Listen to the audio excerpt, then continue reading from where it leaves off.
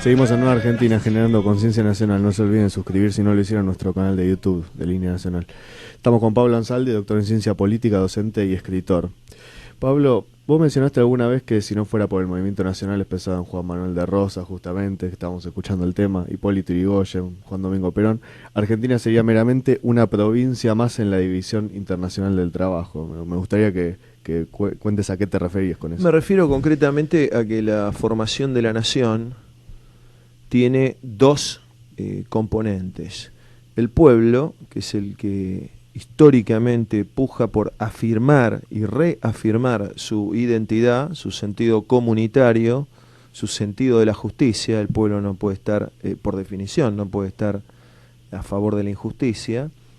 Su autarquía y su participación de verdad, la participación orgánica que existe en los barrios, que existe en los gremios, en los ámbitos de trabajo, no esta fantasía que es la cosa representativa.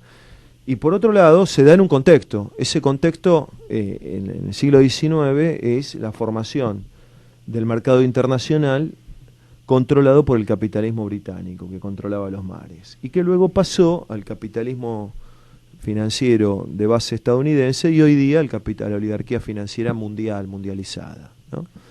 Entonces, Rosas, Yrigoyen en menor medida y en absoluta medida el general Perón pudieron no construir, sino acompañar la inclinación del pueblo argentino hacia su propia identidad y su propio modo de entender la justicia.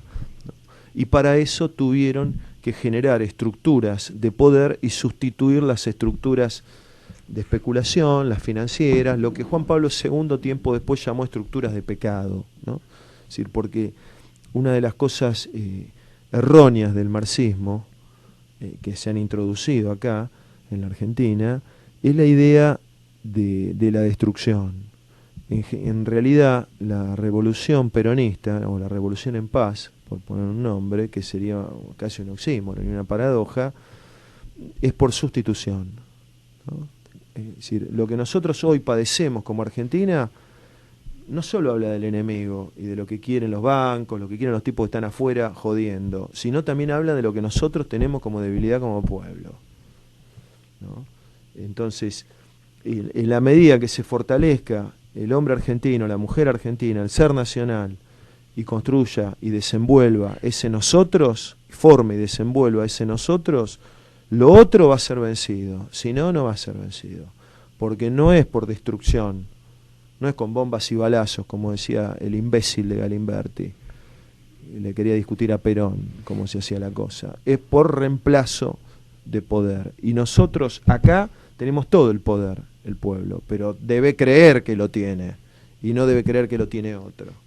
Cuando el pueblo crea que está en sus manos la posibilidad de desenvolver la justicia, la libertad, en orden a nuestra cultura, en orden a nuestra religión y a los valores que de ella proceden, conviviendo con otros credos y confesiones, el pueblo lo va a hacer posible. Y la tarea del cuadro político, del dirigente político, es insertarse en ese proceso de inclinación del pueblo hacia la comprensión de su propio poder.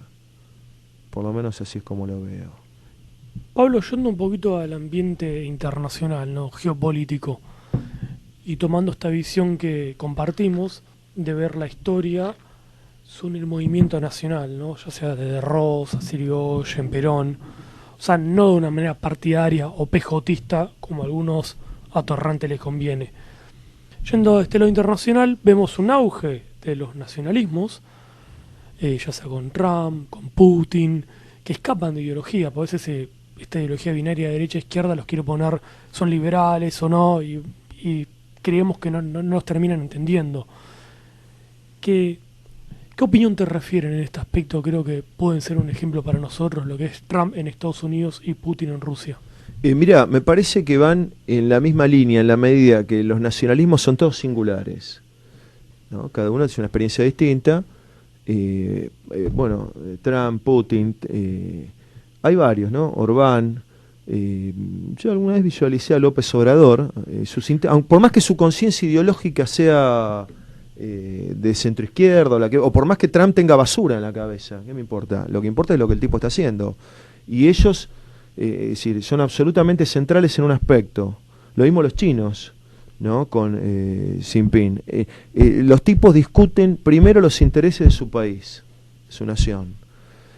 Entonces, para formularlo en estos términos, el nacionalismo no es un exclusivismo, sino que es un nuevo nomos de la tierra, donde los estados, naciones, vuelven a respetarse y a coordinarse, y no a sujetarse y disolverse como provincias del imperio financiero mundial, que busca fagocitarlos y triturarlos.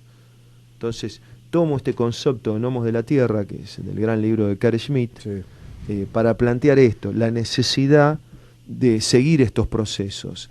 Y además, recordarle a los imbéciles, que digamos que son legión, sobre todo en los tiempos de campaña electoral, que nosotros tenemos una escuela y una línea, ¿no?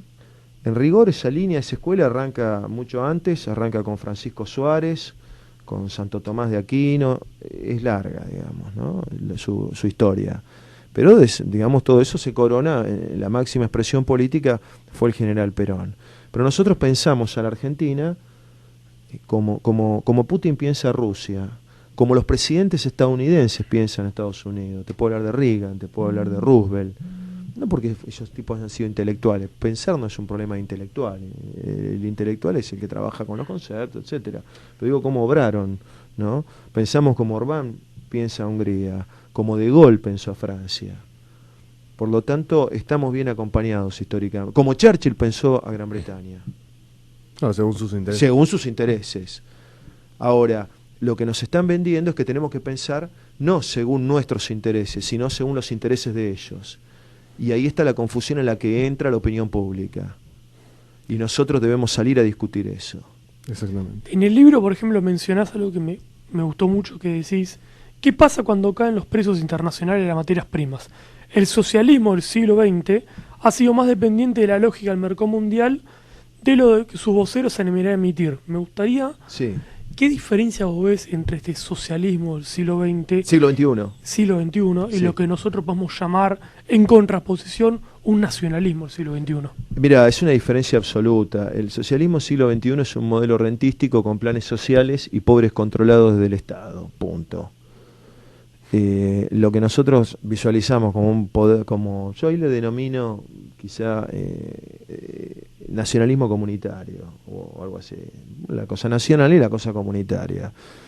Nosotros trabajamos no para que la Argentina sea un país basado en la zona núcleo, ¿no? De qué sé yo, Marcos Juárez, Córdoba hasta Areco, ¿no? Rufino, Santa Fe y Venado Tuerto, la zona sojera, no. Trabajamos para que la Argentina sea el país que es, ¿no? Y eso significa la necesidad del desarrollo de un complejo científico, tecnológico, industrial, importante, moderno, dignificante. El socialismo del siglo XXI ha sido puramente rentístico en términos generales. Estoy pensando sobre todo en el desastre venezolano, ¿no? Hay distintas variables. Ecuador es otra variable, Bolivia es otra variable, quizá más interesante en algunos aspectos, pero todo eso hoy es una bancarrota, como es la bancarrota cubana, ¿no? Uno de los argumentos fuertes de la Revolución Cubana es que era el prostíbulo de los norteamericanos cuando llega Fidel Castro al poder, es decir, en los tiempos de Batista. Bueno, desde hace muchos años, si bien el pueblo cubano es un gran pueblo, pero nosotros sabemos bien que es el prostíbulo, por lo menos de cierta burguesía española y demás, que van de joda. Entonces siguen lo mismo. Es decir, foja cero. ¿Cuál es la tecnología? No, foja cero, no existe nada, una bancarrota. Y el socialismo siglo XXI ha sido esa bancarrota. Por lo tanto, nosotros tenemos una visión muy distinta, ¿no? ¿Finalicemos este bloque? Vamos a un corte y enseguida volvemos para hablar de la estrategia para un proyecto de vida en común, económico, político y ecológico. No olviden suscribirse a nuestro canal de YouTube.